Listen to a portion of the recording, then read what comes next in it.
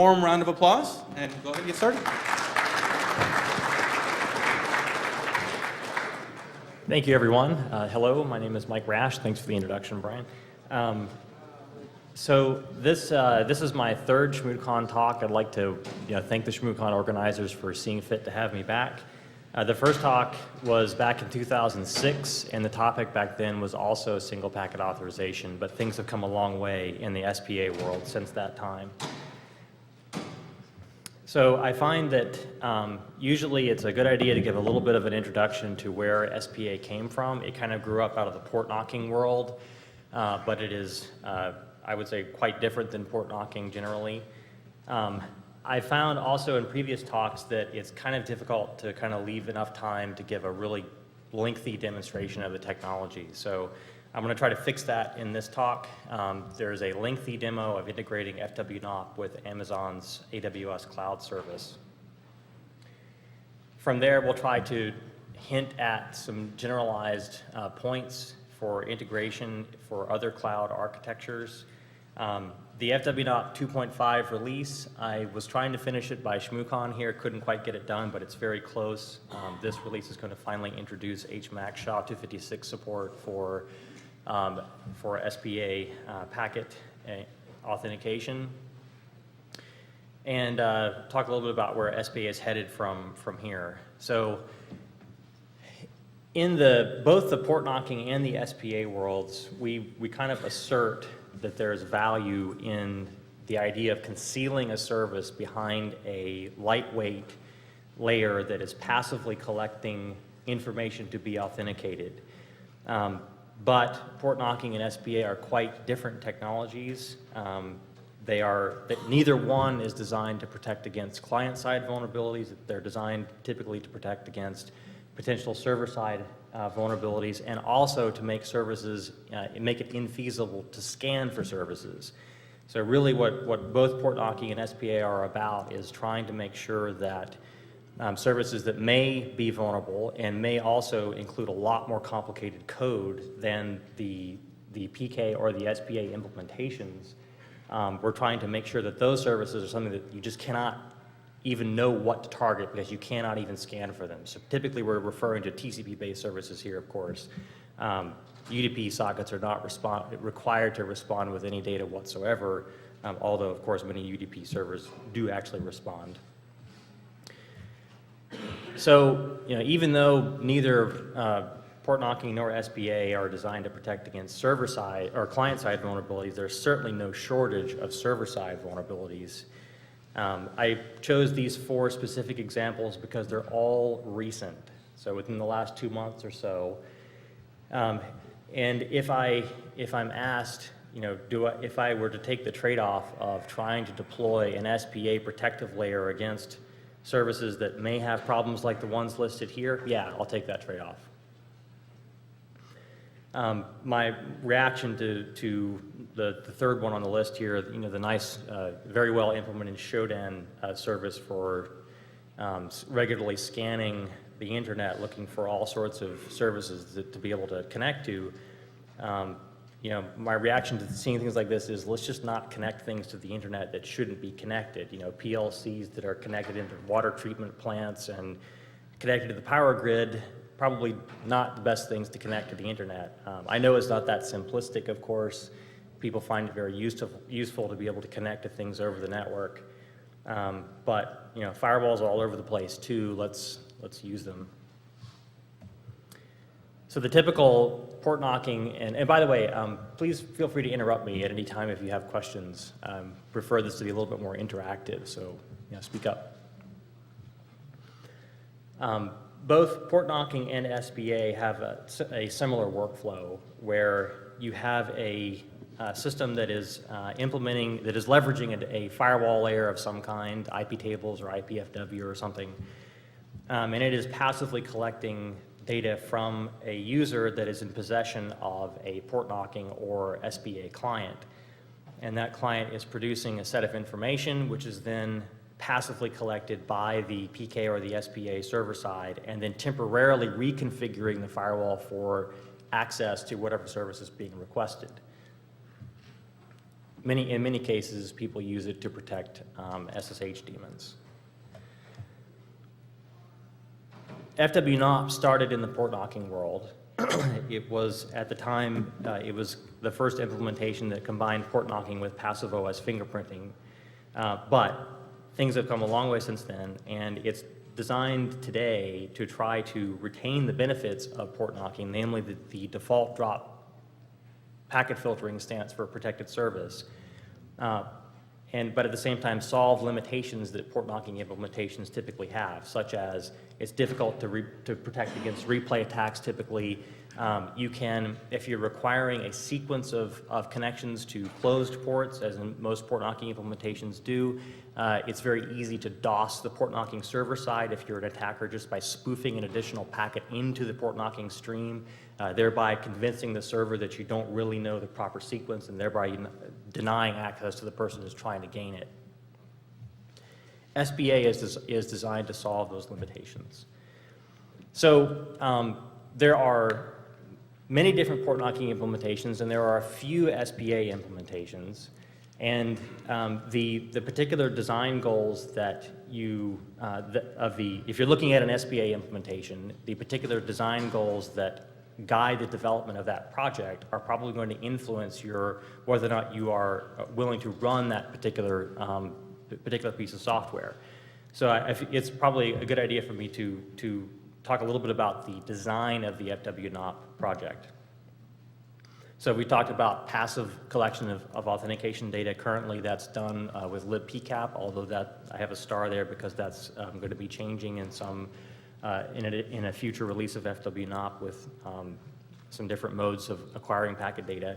It supports both symmetric and asymmetric ciphers, so Rindal for the symmetric key encryption, and it supports GPG for asymmetric encryption. Encrypted, of course, and non-replayable packets. And when I say encrypted, because FWNOP uses UDP, by default it sends a UDP packet over port 62201. Of course, the server side is never acknowledging anything whatsoever. The IP address that you want the FWNOP daemon to allow through the firewall is encrypted within the SBA packet payload. That's a very important point because any SBA implementation that does not encrypt the IP within a payload, of whether or not that payload exists somewhere in network or transport layer headers or in the application layer of whatever protocol you're using, if it doesn't encrypt the IP address within the payload, then that SBA implementation is potentially subject to a man-in-the-middle attack, where an attacker can intercept the SBA packet, change the IP address in the network layer header, and retransmit, and thereby gain access for whatever IP they chose to put in that header.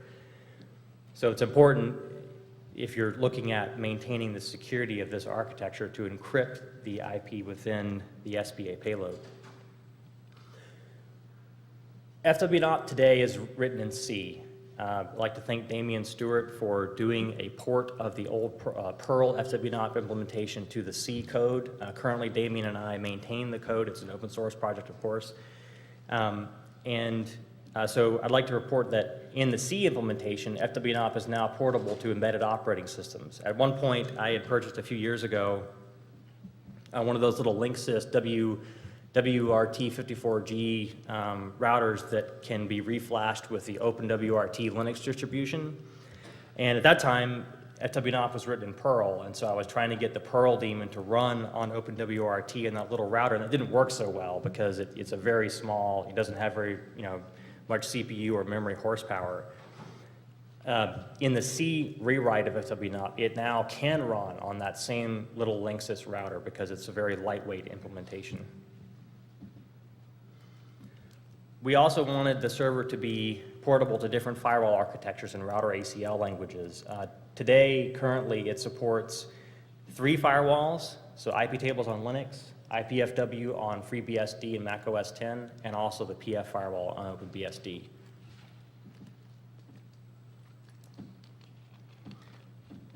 At the same time, we wanted the client to be portable to pretty much everything from the Cygwin to the iPhone. And there are lots of competing environments where people don't have privileged access to their local operating system. We did not want to require that the SBA protocol manipulate packet headers via a raw socket or something like that. We wanted to just allow unprivileged users to be able to create SBA packets without requiring any specialized access. And finally, we wanted to minimize library dependencies. That's the hint that I made earlier about not necessarily linking against libpcap, and we'll talk a little bit more about that later. Okay, so just a couple more slides on this. There are some corollaries to the FWNOP design. In this case, this slide is to show that from an attacker's perspective, not everything is always, things aren't always as they seem. In this case, what we have here is a client, an SBA client. This user of FWNOP, let's say, is trying to gain access to a service that's protected on network B, and they're coming from network A.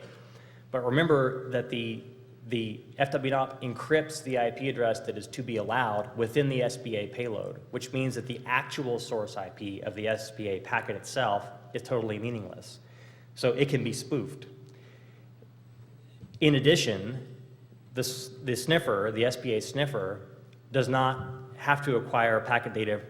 It doesn't even have to have an IP address assigned to the interface where it's sniffing, which means that the destination IP also of the SBA packet is totally meaningless. So a user, the only requirement is that the sniffer is on the routing path of an SBA packet as it traverses the network, which means that just for sake of argument here, assuming the routing would actually work, you could make it look like Google, an IP owned by Google is communicating with an IP owned by Yahoo, and you're sending this SBA data across the wire, and that results in this totally unrelated packet sniffer over here reconfiguring itself to allow you to access SSH from this particular network. Depending upon where an attacker might be placed within the network, what would they see? They would see a blob of base64 encoded data going from an IP owned by Google to an IP owned by Yahoo, and they might say, oh, but there must be an SBA sniffer running on Yahoo's network over here. Let me go attack them. So if you want a tutorial on single packet authorization, this one's fairly comprehensive. It's up on the cipher9.org website. It's currently written against FWNOP 2.0.3, and it will be updated once the new HMAC SHA-256 support is added. Okay, any questions up to now?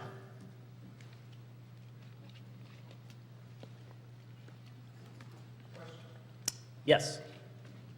You said that the IP header needed to be encrypted so that it could not be spoofed? So the question was, does the IP header need to be encrypted so it can't be spoofed? So the IP that is to be allowed through the firewall is encrypted within a UDP packet payload. So there are other SBA implementations that do manipulate raw packet headers and encode information within those headers. The FWNOP implementation does not do that. So when I say spoof the IP, I just mean that the FWNOP client, if you have administrator level access to your local operating system, you can have it create an SBA payload as a part of a UDP packet, but it can also at the same time spoof the source address. On the server side, the FWNOP daemon doesn't care about the source IP of the network layer header. So it doesn't use that in the authentication process at all, or decryption process. So it's just sniffing that blob of binary or base64 encoded data, and if it properly decrypts, it will take the IP that's to be allowed from that decrypted payload. How does the network sniffer identify which packets need to be inspected? So the question was, how does the sniffer identify which packets need to be inspected? So by default, it uses a Berkeley PCAP filtering statement to only look at packets that have a UDP packets to a destination port 62201, but you can customize that however you want. There is the FWNOP client supports, if you want to send SBA packets over ICMP, you can have the sniffer sniff ICMP packets. If you wanted to restrict the daemon to only sniff from particular network settings. You could also express that as a Berkeley packet filter statement. It all comes down to what your Berkeley packet filter statement looks like. Any other questions? Okay, so SBA and the Amazon cloud. Before moving to the demo, I need to set the stage just a little bit. So this is a snippet of the Amazon user agreement. And they explicitly say in their user agreement that you are responsible to protect your data, and that may involve the usage of encryption technology to do that. So I kind of said, okay, well, it seems like maybe FWNOP kind of functions in that way, and it's a little bit different, a different take perhaps on protection. But I decided to see if it would work, and it seemed to me, based upon my read of this, that it was compatible with their user agreement. Not all user agreements that people enter into with cloud providers might look different. But out of an abundance of caution, I did ask the Amazon security team what they thought, and I don't want to imply that they are endorsing that technology, but at least they said that it doesn't appear that SBA is incompatible with this user agreement. So it seems that there's coverage there. Okay, so Amazon Virtual Private Networks, or actually Virtual Private Clouds is what VPC stands for. We're going to simulate we're going to have a home or corporate network here. The Amazon VPC network is a private cloud that you instantiate through the Amazon Management Console, and you can create individual host virtual machines within that cloud from a selection of images that Amazon provides, or you can roll your own. And you can access machines in that virtual private cloud by using Amazon's Elastic IP service, which are externally internet routable IPs that you can run whatever service you like down into these virtual machines running within your cloud. So kind of need a use case perhaps. Early last year, there was a serious vulnerability announced in Microsoft's RDP service used to manage Windows systems. I checked a few weeks ago, and Metasploit today doesn't, at least as far as I know, doesn't yet have a remote execution module for this particular vulnerability, but they do have a DOS module, and it stands to reason that someone out there may be able to remotely exploit and get code execution for this vulnerability. Maybe not, who knows, it's unknown, I suppose, but at the very minimum, it is a serious vulnerability. So for a time, before this vulnerability was discovered and announced to Microsoft, cloud provider images were vulnerable to this, in which case, exposing them to the internet. I know that a lot of people will choose to hide RDP services behind a VPN service like OpenVPN. That's fine. This is an additional protective layer that could be deployed in conjunction with that too, so they're not mutually exclusive. But there's just one problem, which is that FWNOP does not support a Windows firewall. So what I was trying to figure out was whether or not I could provide an SBA protective layer for an RDP service running on a different operating system, not even supported by FWNOP. So the answer to the question is yes, it does support this scenario, and what we have depicted here is, so the demonstration is going to create a VPC network within Amazon's cloud. I'm going to instantiate two systems within that cloud, an Ubuntu system where the FWNOP daemon is going to run, and a Windows instance where RDP is listening. Through the usage of both SNAT and DNAT, which the FWNOP daemon supports, I'm going to transform the Ubuntu host into essentially an internal gateway inside the VPC network for other services. So this has a couple of consequences. I will be able to access RDP. I will have an SPA authenticated connection to RDP through the Ubuntu host through a single Elastic IP.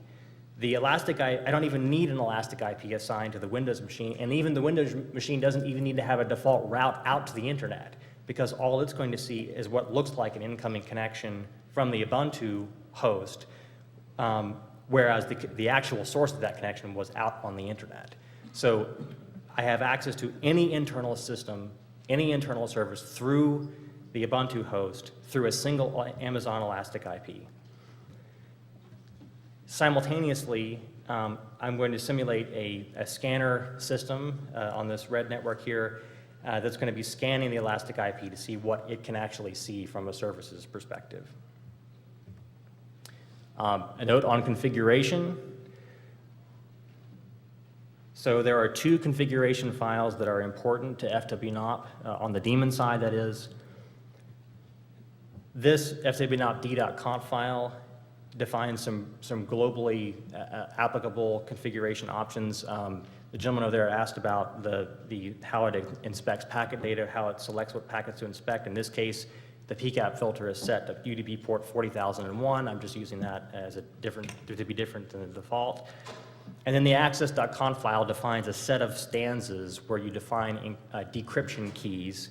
Remember, the FWNOT daemon has to be able to decrypt the incoming data in order to verify certain properties about it. And in this case, we're going to be using the force NAT mode. So we're going to also access the SSH daemon running on the Ubuntu host, and everything is going to go at the same time through port 80. So I'll explain a little bit more about that in a moment. Okay, this is a video demo. As you can tell, there's a lot of moving parts, kind of complex, but in defense of this, instead of doing it live, FWNOP is open source, free software. The configuration I just shown is exactly what I've used to make this work. Anyone in this audience can reproduce precisely what I'm doing here. So if you have any trouble with that, just email me and I'll walk you through it if it doesn't appear to work. Any questions before I continue? Okay, so I'm going to narrate here.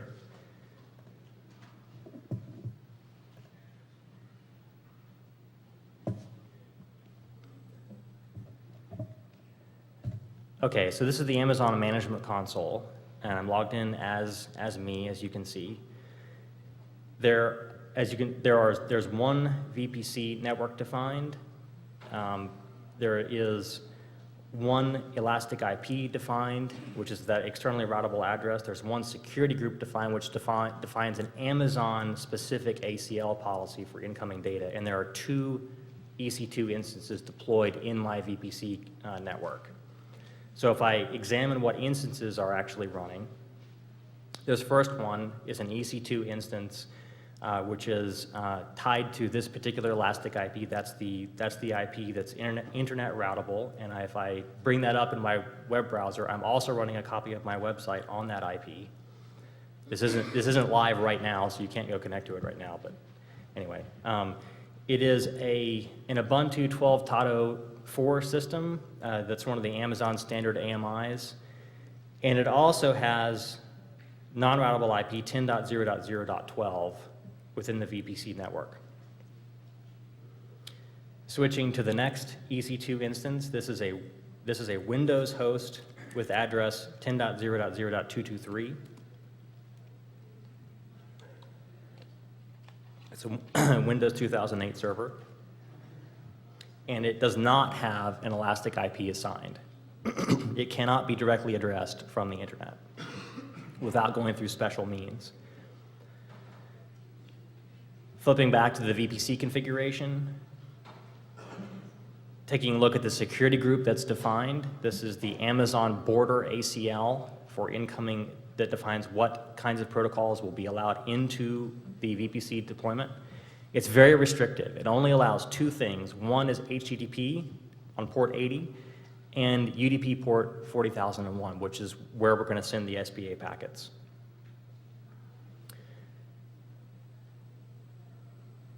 And for emphasis, there's one Elastic IP, again, defined.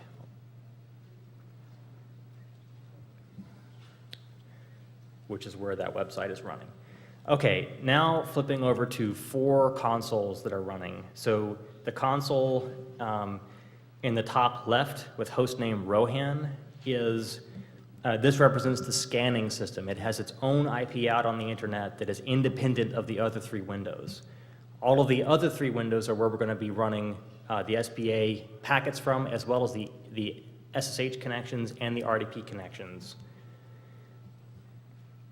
Let's first scan port 40,001, and as you can see, this bears a little bit of additional explanation here.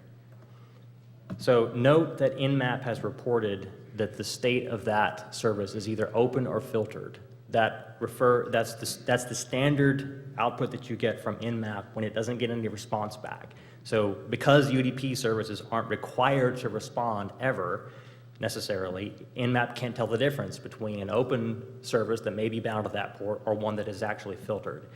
Now, one thing to note is that the Amazon ACL, which I showed you earlier, allows incoming data to port 40,001. So you might have expected to receive, let's say, an ICMP port unreachable message if there were no service bound to that socket on the Ubuntu host inside. But I'm also running IP tables on that host with a default drop packet filtering stance, except for port 80. So the point of that is to show that there are 2 firewalls at play here. One is the Amazon border ACL, and the second is IP tables running on the internal Ubuntu host. And of course, no acknowledgement was ever sent by the FWNOP daemon because it's just a packet sniffer. So Nmap can't see that there's anything there to communicate with. So now let's run in a watch window. Nmap scans consistently for port 80, port 22, and port 3389. This is our scanning system. Remember that it has its own IP out on the internet independent of the other 3 windows. So I'm also going to launch the scanning system from the actual machine where I'm going to run all the SPA packets from as well, also within a watch window. So as you can see, Nmap's reporting that port 22 and 3389 are filtered. That's because the Amazon border control itself doesn't allow those communications to come through. Port 80 is open. It's running with version detection. Nmap's able to tell that it's Apache version 2.2.22. And the same thing appears from the system where we're going to be running the SPA packets from. So remember that all 3 of these windows represent where the SPA packets come from, and the scanning that I'm doing from here as well shows the same thing right now that the other scanner is able to show. Okay, so here I'm looking at this SSH access script. What this is going to do is going to launch the FWNOP client. We're telling it that we want access to port 80. Remember, the port 80 is already open. It's running a web server.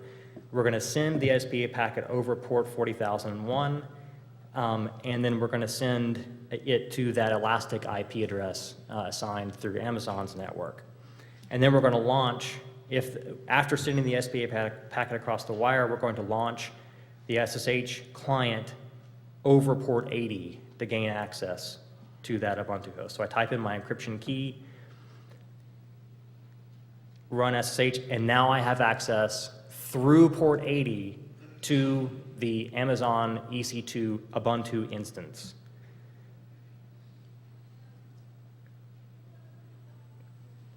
So here what I'm showing is, at the same time, remember that we're still scanning from that same client-side system, and it's reporting that port 80 now is actually running an SSH daemon, whereas everyone else, represented by the external scanner here, can only ever see HTTP.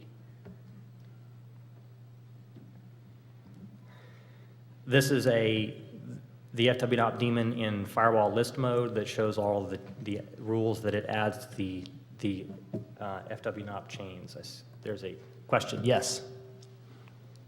Maybe I just missed the config. I'm just trying to remember in the beginning, where did you have the translation from 80 down to SSH? I remember before the 40,001 and all that. Yeah, so the question is, where is the translation configuration? And the answer here, let me flip over to...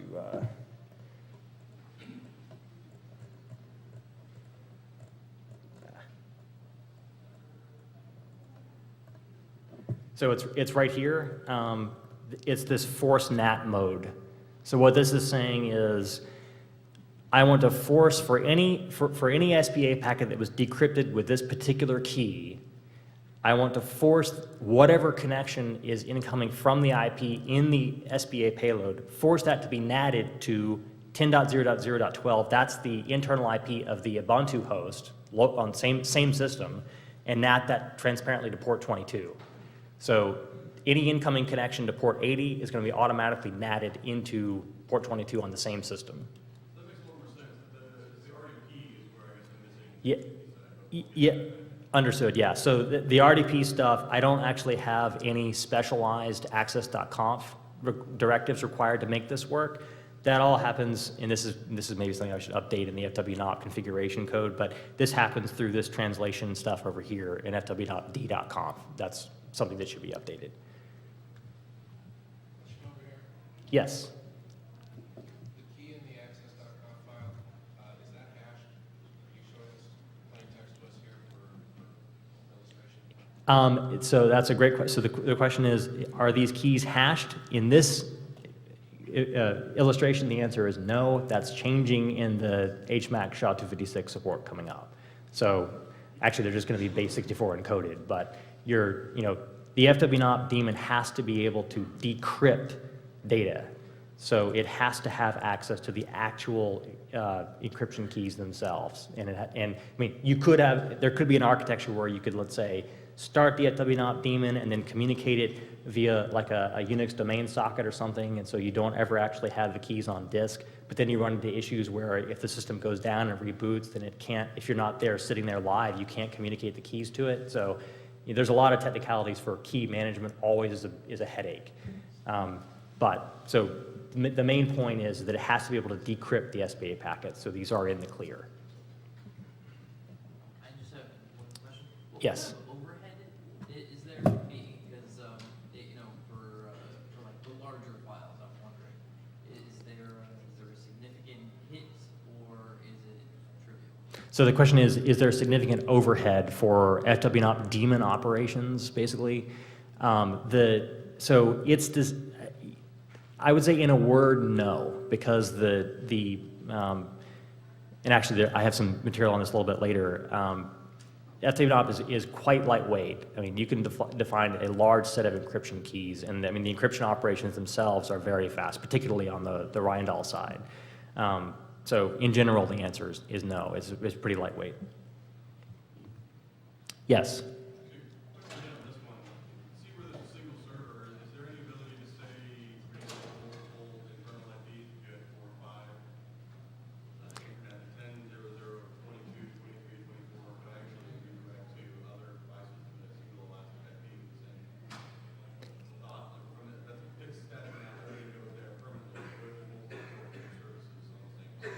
Yeah, so you could define a separate SBA stanza for each one of those.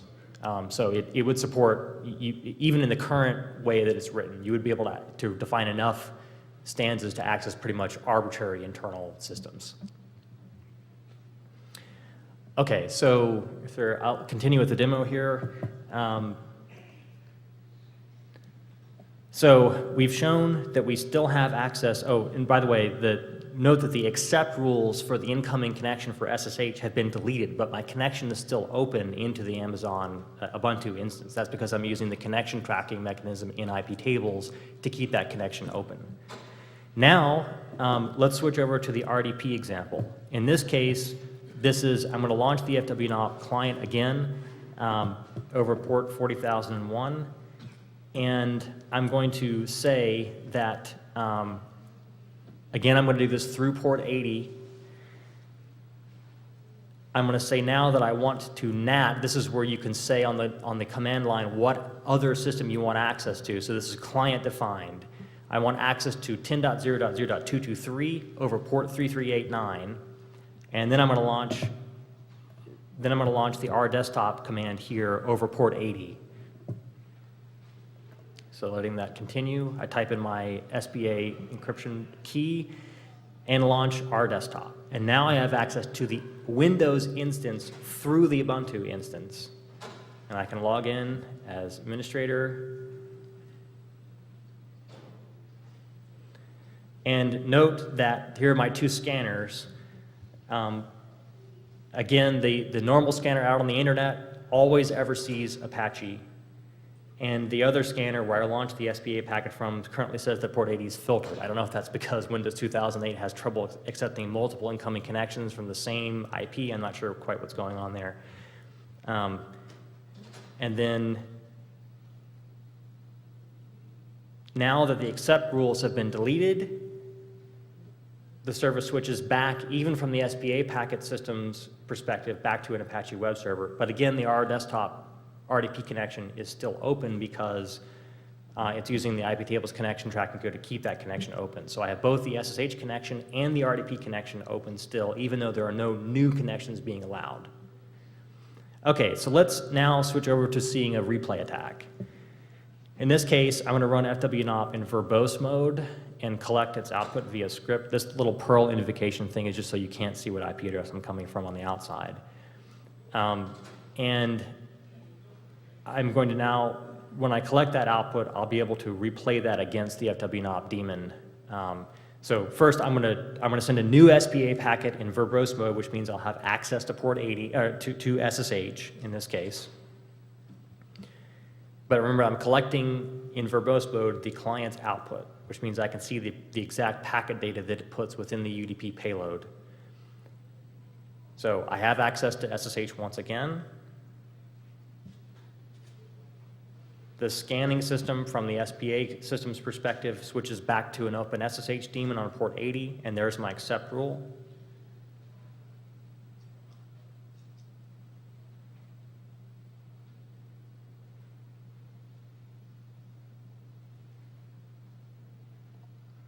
Which will be deleted. And so now I'm going to exit out of that new SSH connection. Note down in the bottom right, I still have my original one open. The scanner says it's switched back to an Apache web server, which is, of course, running in user space the whole time. And now I'm looking at the output of the client. So now here's the SPA packet data itself.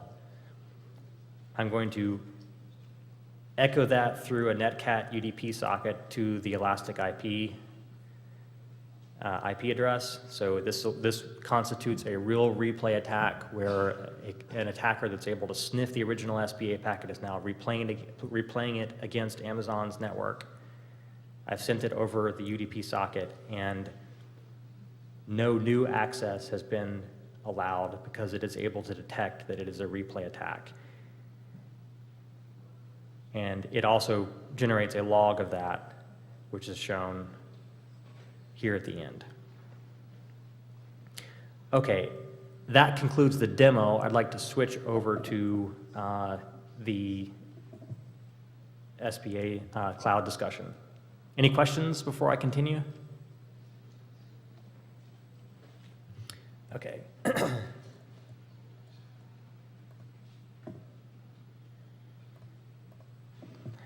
So, a few key points I think deserve to be mentioned. We did not have any special integration with the Amazon border control firewall.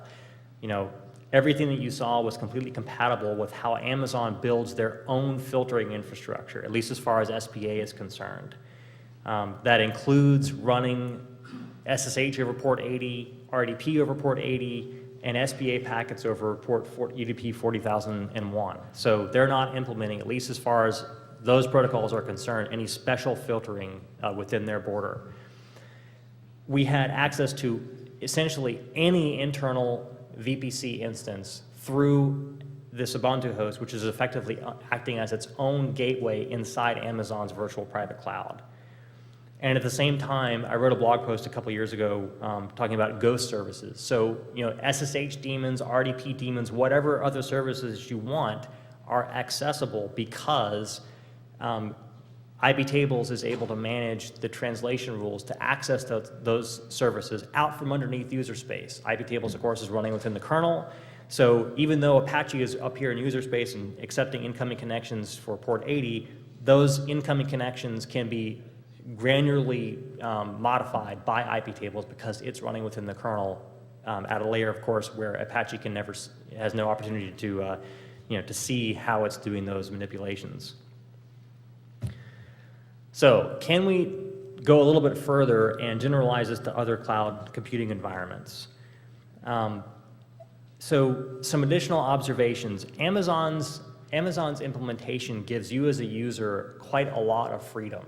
So you can instantiate full virtual instances, you can control what software is installed, you can install new software, you can manipulate firewall rules, you can run packet sniffers, whatever you want to do.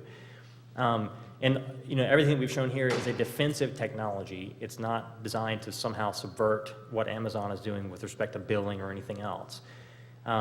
Simultaneously, there's no apparent filtering, specialized filtering within Amazon's border control. That doesn't have to be the case. You could imagine a cloud provider that actually would implement more restrictive filtering, like running a web application firewall or putting an IPS in place that doesn't allow certain kinds of packets to traverse their network.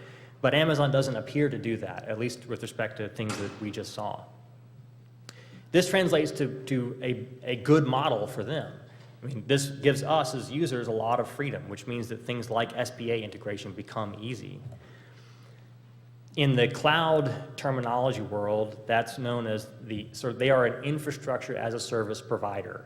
And it is my belief that to the extent that other infrastructure as a service providers, to the extent that they emulate how Amazon, the model that Amazon has, SBA would also be compatible with those other providers. Some may implement more restrictive border filtering capabilities. That's fine, and we don't necessarily need to be able to, or they might implement things like they might have strict controls between what VMs that you instantiate can communicate with what other VMs in your own cloud, perhaps. I don't know of a provider that does that, but it seems they could do that if they wanted to. And so we don't necessarily need to be able to have that NAT gateway capability. But in general, I would say that there is some level of integration possibility with SBA and other cloud provider networks. There are about 129 cloud providers listed right now on this Wikipedia page. Specialized providers such as, let's say, Dropbox and things like that are not listed in this list. And I think, so what they're trying to convey here, this is a listing of more of the infrastructure level, infrastructure as a service provider sort of deployments. So there's a lot of opportunity for the integration of this with those kinds of providers. There are other cloud architectures too that are somewhat interesting. If you as an organization have significant resources and you've purchased, let's say, a cluster of computers that you then build your own private cloud out of or layer on top of, SBA is likely compatible in two ways, where you can use it as you normally would with any bare metal operating system, and then you could also use it within the virtualization layer where you have OSs that are instantiated within the cloud. And that is following along along the lines of Amazon. Additionally, there are hybrid architectures where you have a private cloud deployment that interfaces with a public cloud component. And even though we didn't demonstrate in this talk the ability to send SBA packets out of Amazon's network to then authenticate to externally addressable internet services, that certainly works, which means that you could have bidirectional SBA authentication working between your public and private cloud components. So this flowchart is designed to make it easy to answer the question, to what extent is SBA, can it be integrated with an infrastructure as a service model, cloud provider model? And you can see that the first and kind of the most important requirement is that you can run full OS images, because this is what allows you to install your own software, manipulate firewall rules, and that sort of thing. If the answer to that question is no, then they're probably not really an infrastructure as a service provider, and it's also probably a lot harder to get SBA to be integrated in such a network. Then from there, if you do, however, have access to run your own OS images, then things get to be a little bit more clear. Then you can do things like test whether or not administrative protocols are actually allowed through their border control. Do they allow SSH at all? Do they allow RDP or some other VPN service? And then you can ask whether or not you can get SBA packets through the border control too, because that's a relatively customized, specialized protocol that's not, that doesn't follow along the model of most, certainly not administrative protocols like SSH or those sorts of things. If you get through all of those gates, then at some point, you can say that you've got some level of compatibility with SBA in those kinds of networks. Any questions? Yes? Have you had any issues with NIDSs, say, blocking something or? Yeah, so the question is, have there been any issues with network intrusion detection systems or prevention systems? Not in Amazon's cloud, for sure.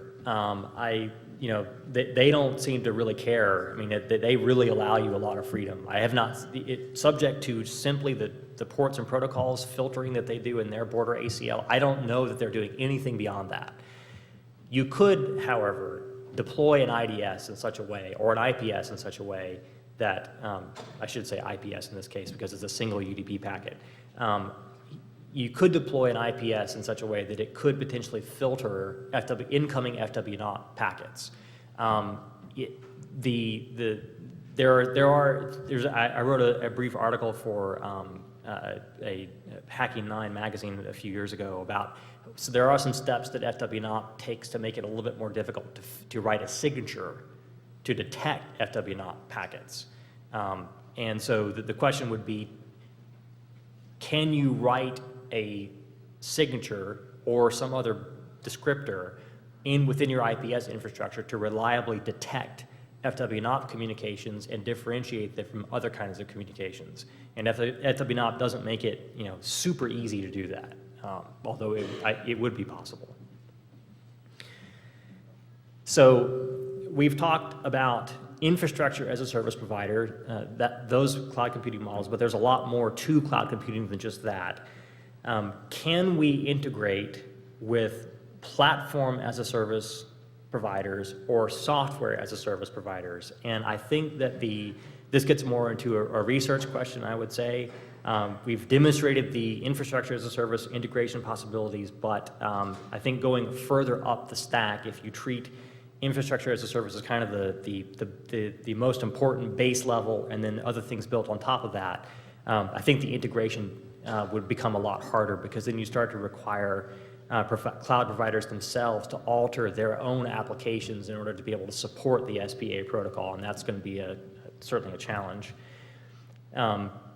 You could, however, see in some cases like the Amazon Elastic Beanstalk service, which is kind of Amazon's platform as a service offering, they power that with EC2 instances underneath the covers, which you also have control over because they are an infrastructure as a service provider as well.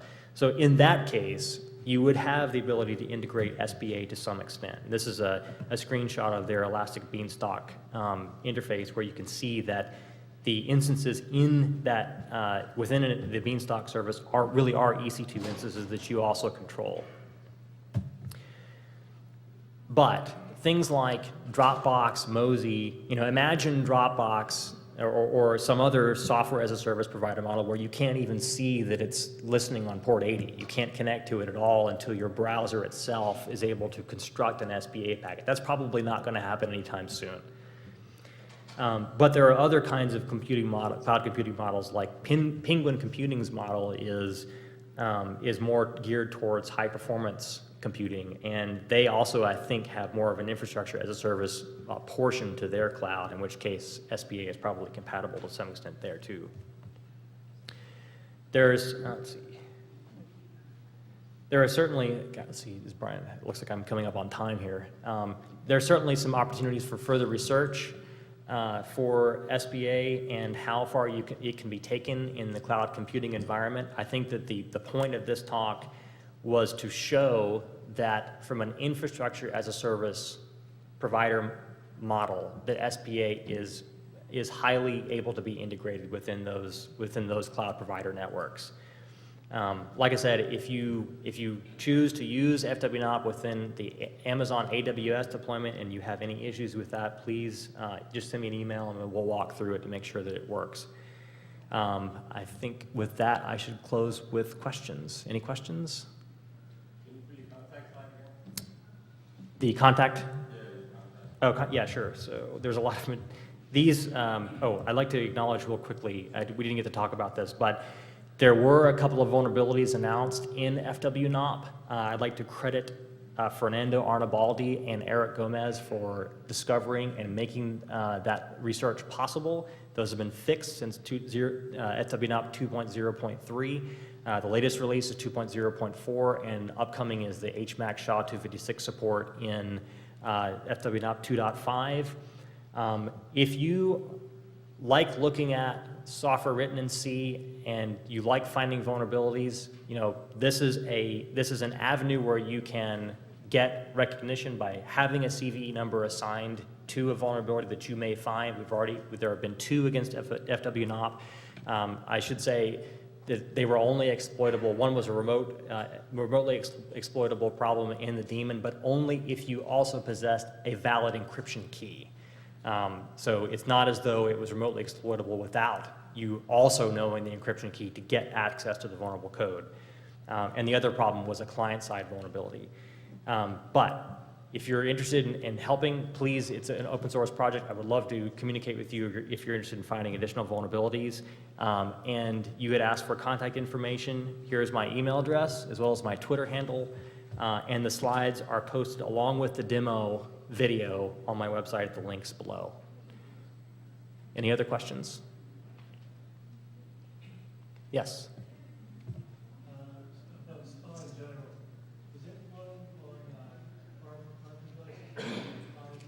I'm sorry, I couldn't quite.